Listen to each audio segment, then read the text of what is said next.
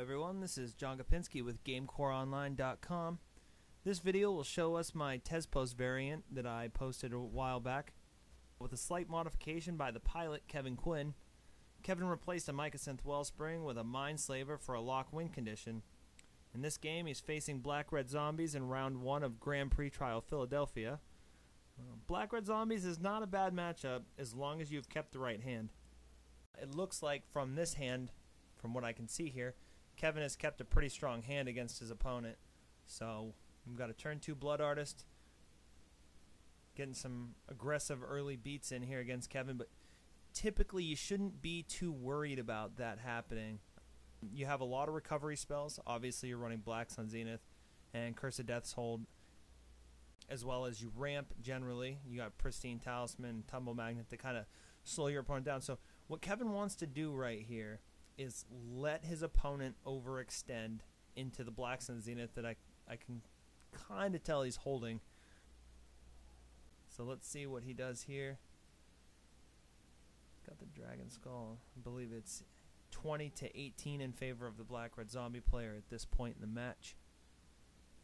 Okay, so he's going to get in there for 2, putting Kevin down to 16. And the other Diagraph Ghoul comes in, this is best case scenario for Kevin here, because he's going to drop a land and Black Sun these guys away. Yep, that's what he's doing. So good play here for Kevin.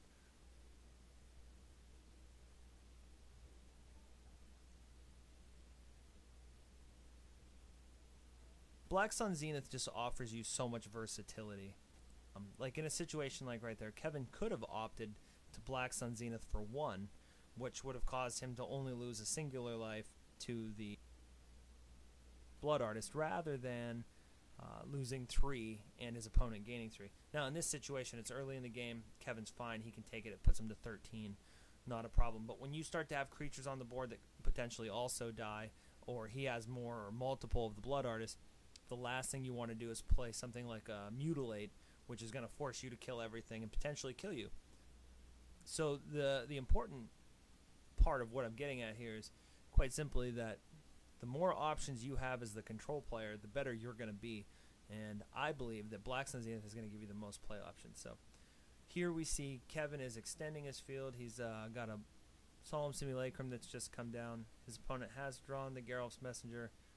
Believing that's coming down right now. Yep. Alright, so unless I've missed something, that puts Kevin at 11. But Kevin now untapping with a blocker and lots of mana. He can copy the Geralf's Messenger. He can copy the Solemn. Oh, he has a Wormcoil Engine. I guess that's even better. So at this point, being at 11 life, barring an active Treason main deck, which I couldn't see that happening. I don't see any way the Black-Red Zombie player wins this game. But let's see how it plays out. I do know that Kevin ended up losing this match, so hopefully we can get some more of these videos posted up here so you guys can see exactly what it takes to win and what happens the way that you draw that can cause you to lose this matchup, because there's no such thing as a sure thing in Magic. Those of you that played during Lorwyn and Shadowmoor, you remember Fairies was a very dominant deck. It was a tempo-style deck, had a very bad matchup against red deck win-style decks. That doesn't mean that they couldn't beat red deck wins or black-red aggro. They just had to see the right hand to do so. And so with this deck, a way that you lose to a deck like Black-Red Zombies is keeping a hand that does not include any kind of ramp occasionally, or any kind of Wrath effect, Black Sun Zenith, Curse of Death's Hold, with Curse specifically being very deadly in this matchup. Looks like he's got a Phyrexian Metamorph, and it has come down as a copy of Wormcoil Engine. That is fine. In this matchup, as long as you don't die early, if you can stabilize, that is, against an aggro deck, you have the more powerful late game. At most, what the Black-Red aggro player or the Black-Red Zombies player is going to be able to do here. Wow, okay, so he's got 3 Wormcoils, so this conversation point is almost null and void. But it kind of is exactly the way that it goes. There's not many lines of play that the Black-Red Zombie player could have here to keep up with in the late game. So Looks like he does not block here, so Kevin is now up to, I want to say, 17 life with 3 worm coils in play. His opponent's worm coil is not going to help him. The double gut shot is absolutely worthless against the Tezz post deck, which is why we like it against decks like Delver. And okay, guess he hasn't decided if he's blocking it. So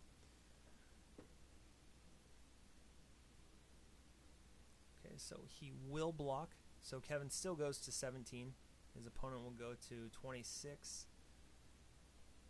And they will each make 2 3/3s, 1 lifelink, 1 death touch apiece.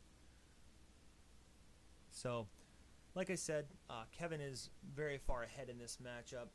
The Brimstone Volley that is in the black-red zombie player's hands is not going to be effectual in this game. I believe that likely what we're going to see here is the Tezz post coming down with more control style cards, maybe a trading post to start the Worm Coil Engine,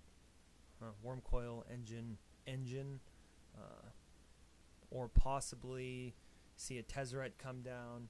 At this point, it really doesn't matter. So to kind of talk about this matchup a little bit as you're watching the game, the way that you lose to black-red zombies is turn 1, Gravecrawler, turn 2, Diregraph Ghoul, Gravecrawler again. You know, something to the nature of the really quick beats, and you don't have the Black Sun Zenith, or you don't have the ramp, and then they have the reach. I mean, this deck, I'm not sure that it's based on when you watch this video how popular black-red zombies will be at the time, but when I conceived this deck, black-red zombies was, a very dominant deck in the format. It wasn't the deck. Delver was clearly still the deck, but it had its moment in the sun. Black-red zombies did a lot. The deck is very powerful. I played it myself at Star City Buffalo, taking 65th. But the deck doesn't draw consistently. And when you don't get that really fast aggro hand with black-red zombies, you can fall prey to some of these mass removal, giant life-gaining style decks like Tezzeret Post. So let's see what Kevin does here.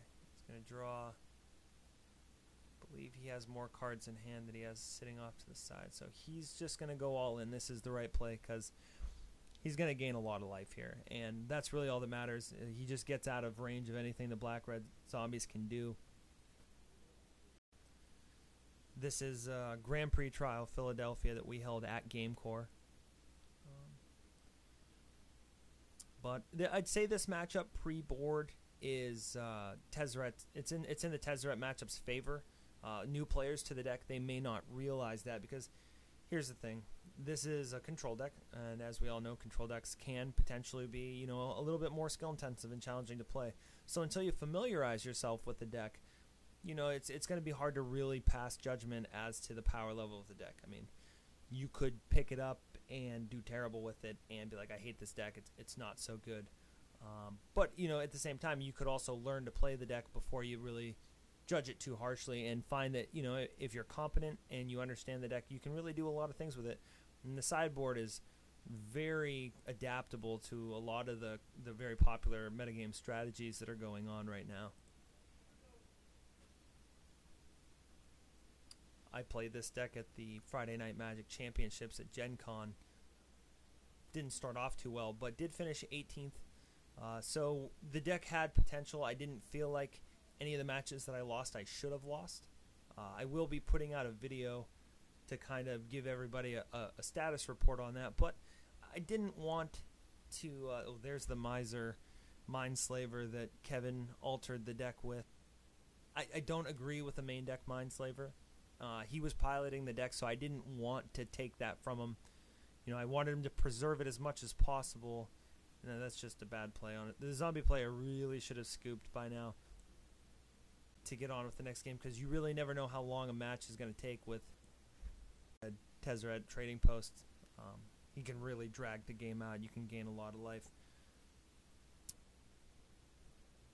Like I was saying about the Friday Night Magic Championships, this deck was really powerful, and it was poised to really do a lot of good things.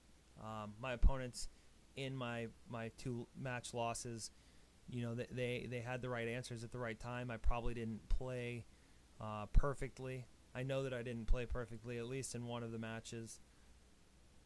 And that is game. Okay, well, I should have more for you guys coming soon. Thanks, everybody, for watching. Remember, you can subscribe to us at GameCore LLC. Check us out at GameCoreOnline.com, coming early October 2012.